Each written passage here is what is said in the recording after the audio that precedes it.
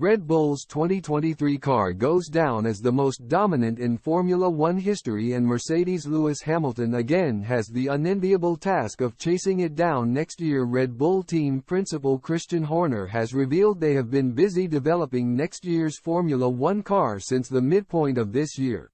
Despite Mercedes driver Lewis Hamilton claiming their rivals had not touched their car since the summer, such was their success. Horner, 50, has seen Max Verstappen win all but one race this year.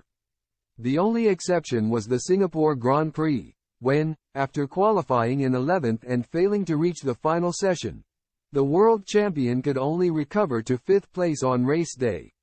That came after the team opted against pitting him and his teammate Sergio Perez during an early safety car period. They then struggled on their older hard tires at the restart and soon came into the pits after being passed by Hamilton, his teammate George Russell and McLaren's Lando Norris. However, after winning the previous 14 races before racing around the Marina Bay Street circuit, Red Bull responded by triumphing in the final 7 Grand Prix. They would, therefore, retain the Constructors' Championship at a canter with Verstappen and Perez atop the Drivers' Championship standings. Hamilton came third, 51 points behind Perez, and shared his fears for the following season after the final race in Abu Dhabi.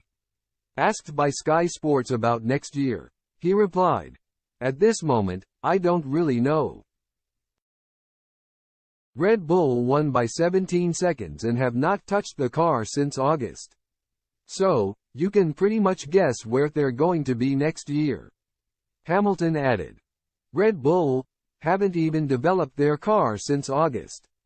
It's definitely a concern." He did not sound overly optimistic about Mercedes' prospects of closing the gap to Red Bull in 2024.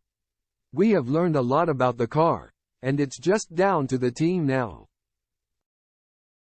They know what they need to do. Whether or not we will get there, we will see," he added.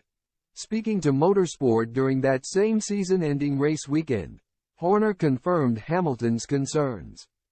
"Thankfully, we had a good base to start, because if we'd have been consumed with the very limited amount of wind tunnel we had in terms of developing RB19, it would really compromise us very badly on to RB20. But because we had a great starting block with 19 enabled us to apply the limited amount of resource that we had available to RB20 reasonably early for us, while spinning both plates. That's why development has been very frugal on this car really since the middle of the year. Next year's car is an evolution.